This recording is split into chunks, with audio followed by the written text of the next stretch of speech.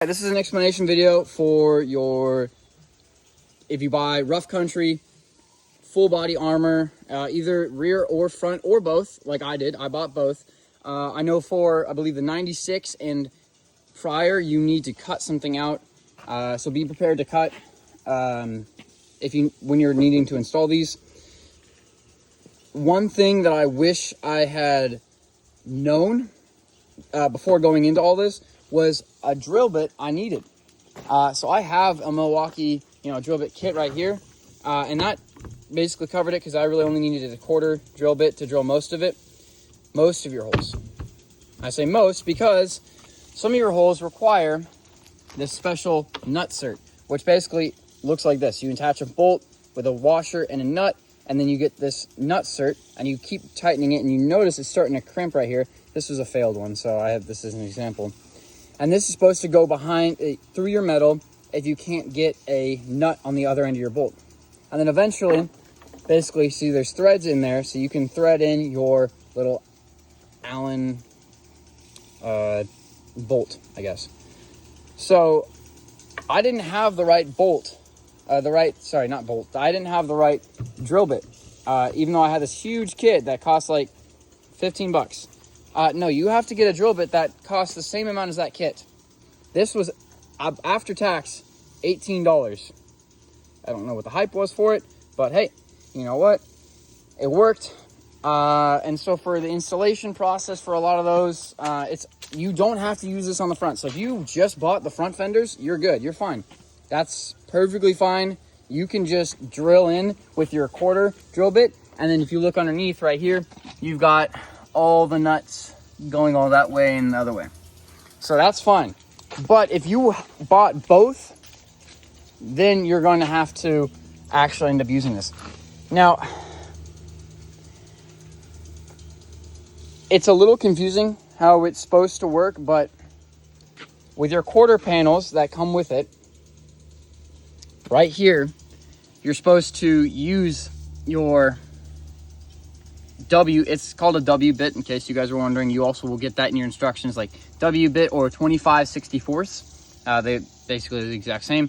So what you're going to want to do is you want to mark your holes. But this is really small, so you can actually just hold this up and then take another hand and use a Sharpie or something and mark your holes, each one where they're at. And like I have done with the other ones in the past, is I just mark 2 holes and then I drill those 2 holes, make sure it works, and then as long as it works, then I go in and I normally, with this fender piece and the front fender, you can actually, with your quarter bit, drill while this is attached. For instance, I had fender cutouts that I ended up making with, the side piece of cardboard that the boxes arrived in. Trace the fender out, drill 2 holes into the wall of the fender of your car, and you basically just mark it out where you want it. And once you got it, you just drill 2 holes, and then you can drill the rest once that's attached. It's not so easy though with your quarter panels. You have your front and your rear quarter panels.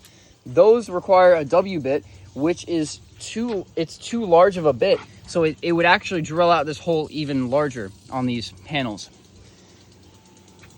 A problem that I ran into is I have some rear end damage from when I was doing some stupid stuff with this car.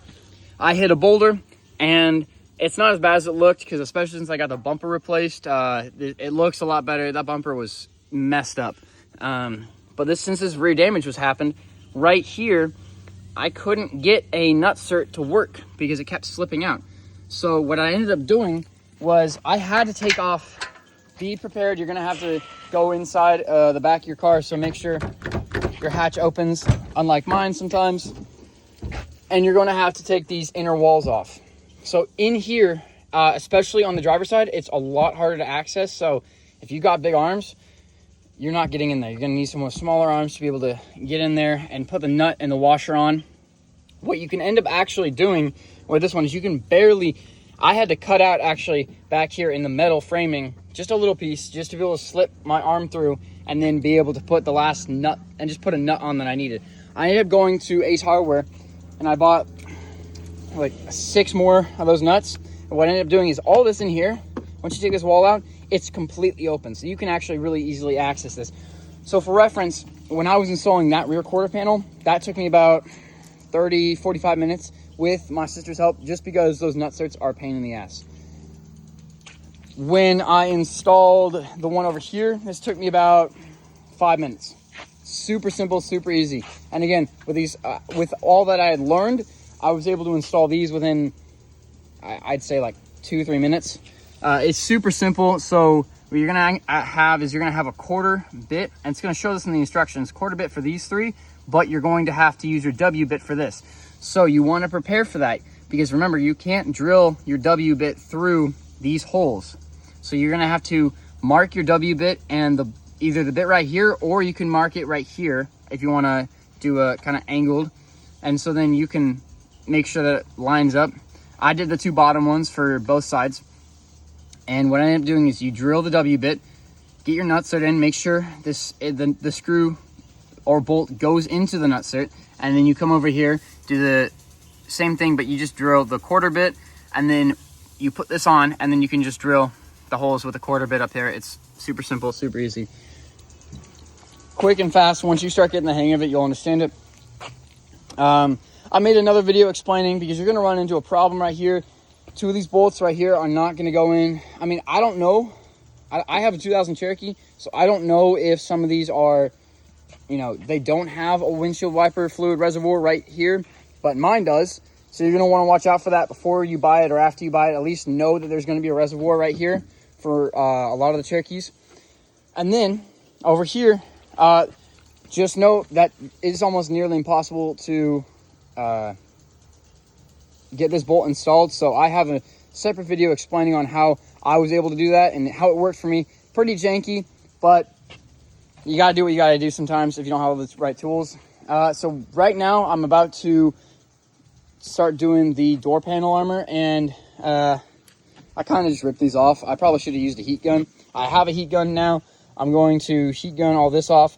Basically what we want to do is, your panels are going to cover up to about here on your door. So you're gonna need to remove all of this stripping right here. And so once you get that removed, then it's gonna look a lot nicer, and then you can install. I'm gonna clean this off before I install it, but you're gonna wanna clean this off.